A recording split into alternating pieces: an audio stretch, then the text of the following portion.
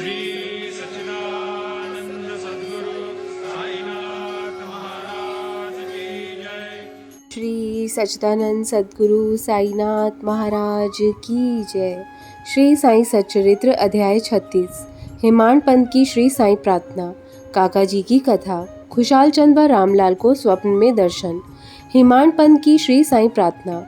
अध्याय के प्रारंभ में हेमांड पंत श्री साईं बाबा को नमन करते हुए प्रार्थना करते हैं कि जिनका भक्तों के प्रति गहन स्नेह है, जो दया के सागर हैं, जिनके दर्शन मात्र से ही भक्तों का भय दूर हो जाता है, ऐसे संत शिरोमणि श्री साईं महाराज को मैं नमन करता हूँ। जो श्री साईं बाबा की शरण ले लेते हैं, उनके पापों का नाश हो जाता है और वो दिनों दिन उन्नति करते जाते हैं।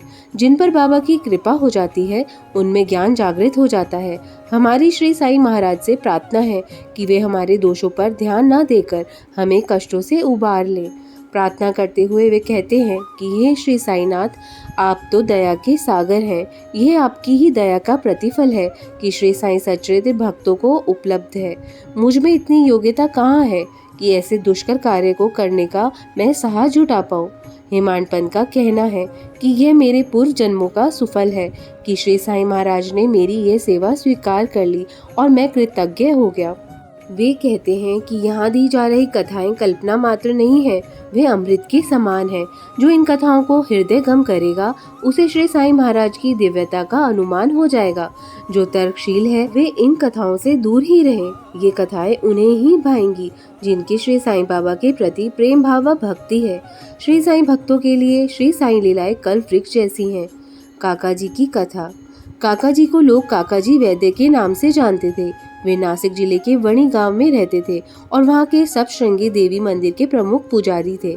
एक बार जब वे विपदाग्रस्त हो गए तो उनकी मानसिक शांति भंग हो गई और वे हर तरह से हताश निराश हो गए। एक दिन वे कुछ अधिक ही दुखी थे। तब उन्होंने अंतरात्मा से प्रार्थना की कि हे देवी, हे दयामयी, आप मुझे कष्टों से मुक्ति दिलाएं। उनकी प्रार्थना से प्रसन्न होकर देवी ने उन्हें रात स्वप्न में दर्शन देकर कहा कि तू बाबा के पास जा, वहाँ तेरे मन को शांति मिलेगी। काका जी जानना चाहते थे कि कौन से बाबा के पास जाना चाहिए, लेकिन तभी उनकी निद्रा भंग हो गई। वे सोचने लगे कि देवी ने किस बाबा के पास जाने का संकेत किया होगा। फिर उन्हें विचार आया कि बाबा तो त्र्यंबकेश्वर शिव ही हो सकते हैं। अतः वे नासिक के त्र्यंबकेश्वर मंदिर गए और वहां 10 दिन तक रुके। वे नित्य प्रातः उठकर रुद्र मंत्र का जाप करते, बाबा को अभिषेक कराते, स्वयं स्नान आदि करके धर्म कर्म करते। इतना करने पर भी उनके मन को शांति नहीं मिली। वे वहां से घर लौट आए और देवी से पुनः प्रार्थना की। तब देवी ने रात में दर्शन देकर कहा कि तू त्र्यंबकेश्वर क्यों गया? बाबा से मेरा तात्पर्य शिरडी के श्री साईं स्मर्त से था। अब काका जी के सामने प्रश्न यह था कि वे कैसे व कब शिरडी जाकर बाबा के दर्शनों का लाभ उठाएं। वास्तव में देखा जाए तो यदि कोई सच्चे मन से किसी से मिलने को आतुर हो तो उसकी वह इच्छा अवश्य पूरी होती है, भले ही कोई संत से मिलने को आतुर हो या भगवान से। फिर संत और ईश्वर तो एक के ही दो रूप हैं, उनमें तिल मात्र भी भेद नहीं है। यह भी तथ्य है कि संत की इच्छा के बिना संत से मिलना भी दुष्कर होता है।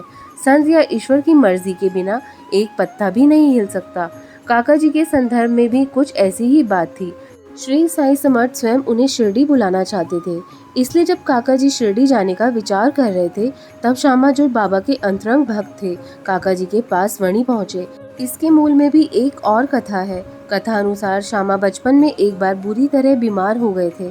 उस समय उनकी माता ने कुल की देवी सप्तशृंगी से आर्त पुकार की कि हे देवी, यदि मेरा यह पुत्र स्वस्थ हो जाएगा तो मैं इसे तुम्हारे चरणों में लेकर आऊंगी। कुछ वर्षों बाद श्यामा की माता के स्तन पर दाद हो गया। तब उन्होंने देवी से फिर प्रार्थना की कि हे देवी, यदि मेरा दाद ठीक हो जाएगा तो मैं तुम्हें चांदी के 2 स्तन चढ़ाऊंगी। लेकिन ये दोनों ही वचन पूरे ना हो सके थे। जब वे मृत्युशैया पर थी, तब उन्होंने अपने पुत्र श्यामा को बुलाकर दोनों वचनों की याद दिलाई। जब श्यामा ने माता को आश्वासन दे दिया तो माता ने प्राण त्याग दिए। लेकिन कुछ ही दिनों में श्यामा उन वचनों को भुला बैठा और 30 वर्ष गुजर गए। शिरडी में एक बार एक प्रसिद्ध जोशी का आगमन हुआ और वे वहां 1 मास तक रुके। जोशी ने बूटी साहिबा अन्य लोगों के बारे में जो भविष्यवाणी की थी, वे अक्षरशः सत्य सिद्ध हुई थी। श्यामा के छोटे भाई बापा जी ने भी उनसे कुछ प्रश्न पूछे। तब जोशी ने उन्हें बताया कि तुम्हारे बड़े भाई ने माता से मृत्युशैया पर प्रतिज्ञा की थी जो उन्होंने आज तक पूरी नहीं की, जिससे देवी कुपित होकर उन्हें पीड़ा दे रही है। जोशी की बात सुनकर श्यामा को अपनी प्रतिज्ञा याद आ गई। अब और अधिक विलंब न करने का विचार करके उन्होंने तत्काल 2 स्तन बनवाए और मस्जिद में जाकर बाबा के सामने रखकर प्रणाम करते हुए वचन मुक्ति की प्रार्थना की। वे बोले कि हे साईनाथ, मेरे लिए तो सब श्रृंगी आप ही हैं। लेकिन बाबा ने उनसे वे स्तन ले जाकर देवी को अर्पित करने को कहा। बाबा की आज्ञा व उदी लेकर श्यामा वणी के लिए रवाना हो गए। वणी में जाकर देवी के पुजारी का घर पूछते पूछते वे काकाजी वैद्य के पास गए।